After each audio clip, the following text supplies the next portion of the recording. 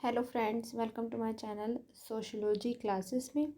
अगर आप सोशलॉजी के स्टूडेंट हो, नेट जेआरएफ की तैयारी कर रहे हो, तो ये चैनल को प्लीज़ सब्सक्राइब करें और चैनल को लाइक शेयर ज़रूर कीजिएगा। और आज हम सोशलॉजी का एक टॉपिक है कि भारतीय समाज एवं संस्कृति, एकता और विविधता। तो इसके बारे में हम पढ़ेंगे कि इंडियन सोसाइटी और उसमें कल्चर, यूनिटी और डाइवर्सिटी, इसके बारे में हम जानेंगे। तो ये वो बुक है जो आपको पहले क्या है कि आपको पूरी बुक पढ़नी होगी, तभी आप जो है छोटे छोटे क्वेश्चन या वन लाइनर क्वेश्चन कर पाएंगे। तो मैं आपको ये इसलिए करा रही हूँ ताकि आपका बेस जो है वो मज़बूत हो सके। नेट जेआरएफ क्लियर करने के लिए आपको अपना बेस जो है मज़बूत बनाना पड़ेगा। तो उसी के लिए मैं आपको ये बुक पूरी करवाऊँगी ताकि आपका बेस जो है पूरी तरह से मज़बूत हो सके और आप का एक भी क्वेश्चन जो है सोशलॉजी से अगर आए तो वो ना छूट पाए।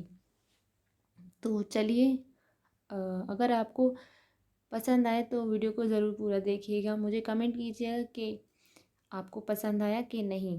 और अगर कोई भी सजेशन है कि वीडियो में कोई भी सजेशन आपको देना हो कि मैम ऐसे नहीं, कुछ और तरीके से बताइए या वन लाइनर क्वेश्चन कराएं, तो वो भी आप मुझसे कमेंट में कमेंट कर सकते हैं। तो चलिए शुरू करते हैं हमारा ये सीक्वेंस कि भारतवर्ष एक विविधता में समाज है। मतलब भारतवर्ष मतलब हमारा भारत देश ऐसा है जिसमें विविध प्रकार का जो है समाज है। इसमें विभिन्न प्रकार के लोग, समाज, जाति, अलग अलग तरीके के लोग रहते हैं। ठीक है, यहाँ अनेक धर्म, भाषा, संस्कृति, प्रजाति के लोग निवास करते हैं। आपको समझ में ही आएगा, आप छोटे बच्चे तो हैं नहीं, तो आपको ये भाषा ज़रूर समझ में आ जाएगी। आप पहले भी 12th में 10th में ये सब पढ़ चुके हैं, तो मुझे इनमें आपको समझाने की ज़रूरत नहीं है। जहाँ पे बहुत ज़्यादा हार्ड ले होगा तो मैं वहाँ आपको समझा दूँगी। कि जलवायु वह जनसंख्या के आधार पर लोगों में अनेक विभिन्नताएं मिलती हैं। यहाँ हिंदू, बौद्ध, जैन, इस्लाम, ईसाई, सिख आदि धर्मों के लोग रहते हैं। इनमें से अनेक विविधताएं भाषा, जनसंख्या, प्रजाति और संस्कृति की दृष्टि से दृष्टिगोचर होती है, मैंने दिखाई पड़ती हैं। और आर्थिक, सामाजिक, राजनीतिक और सांस्कृतिक दृष्टि से भी भारत के विभिन्न भागों में विषमताएं आपको देखने को मिलती हैं। ठीक है, किंतु इन विविधताओं यानी इन अलग अलग होने के बावजूद भी जो है विभिन्न जातियों, प्रजातियों, समुदाय में एक राष्ट्र एकता के दर्शन होते हैं। मतलब हमारे अंदर इतनी विविधता होते हुए भी एक यूनिटी पाई जाती है पूरे भारत में। फिर वास्तव में भारत एक संगठित इकाई है, जहाँ की संस्कृति न केवल भारतवर्ष में अनुजीवित है अपितु बाहर भी है। जैसे साइबेरिया के सिहल तक, ईरान और अफगानिस्तान से प्रशांत महासागर के बोर्निया वाले के द्वीपों तक के विशाल भूभाग पर अपनी अमिट छाप छोड़े हुए हैं। भौगोलिक दृष्टि से भी भारत बहुआयामी देश है। ठीक है, और भारत में उत्तर से हिमालय, दक्षिण में पठार व समुद्र तट, पश्चिम में थार का रेगिस्तान, पूर्व में पहाड़ी भाग और मध्य में मैदानी भाग वहाँ के लोगों के रहन सहन, खान पान और रीति रिवाज व सांस्कृतिक, धार्मिक, आर्थिक और राजनीतिक व्यवस्था में विविधता देखने को मिलती है।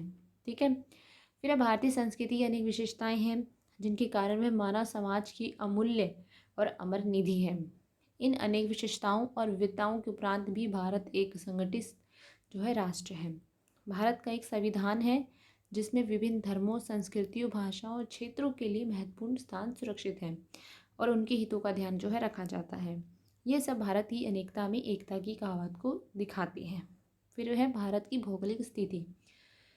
भारत जैसे विशाल, बहुआयामी और देश को जानने के लिए उसकी भौगोलिक स्थिति, पर्यावरण को जानना आवश्यक है, जिससे भारत की उन सांस्कृतिक विभिन्नताओं को समझा जा सके जो उसके धर्म, दर्शन, सभ्यता, संस्कृति आदि को प्रभावित करती है। फिर हिमालय से हिंद महासागर तक विस्तृत इस उपमहाद्वीप को भारत क्यों कहा जाता है, इसका भी एक इतिहास है। पौराणिक मान्यताओं के अनुसार राजा दुष्यंत के पुत्र का नाम भरत था और इसी चक्रवर्ती राजा बनकर अनेक राज्यों को जीतकर अपने अधीन कर लिया था। उसी के नाम पर इस देश को भारत का नाम पड़ा। कुछ विद्वानों का नाम है वो, कुछ विद्वानों के अनुसार जो थी कि भारत की महानदी सिंधु से भारत नाम की उत्पत्ति हुई है। कुछ के मतानुसार भारत खंड नाम से ही यह विख्यात है। कुछ विद्वानों के अनुसार भारत को जम्बू द्वीप कहा जाता था, जो कि 7 द्वीपों में से एक था। आज भी पंडित लोग अपने मंत्रों में जम्बू द्वीपीय या आर्यव्रत भारत खंड जैसे संबोधन करते हुए सुनाई देते हैं। यद्यपि भारत में अनेक प्रकार के भूखंड, जलवायु, जीव जंतु व वनस्पतियाँ आती हैं, उसके उपरांत भी जो है प्रकृति ने इसे एकीकृत देश बनाया है। इसके उत्तर में दुर्गम हिमालय और दक्षिण में समुद्र जल सीमा इसे घेरे हुए हैं। प्रकृति ने इसे एक भौगोलिक इकाई बनाया है जो देश के आंतरिक विभाजन को आच्छादित कर देती है।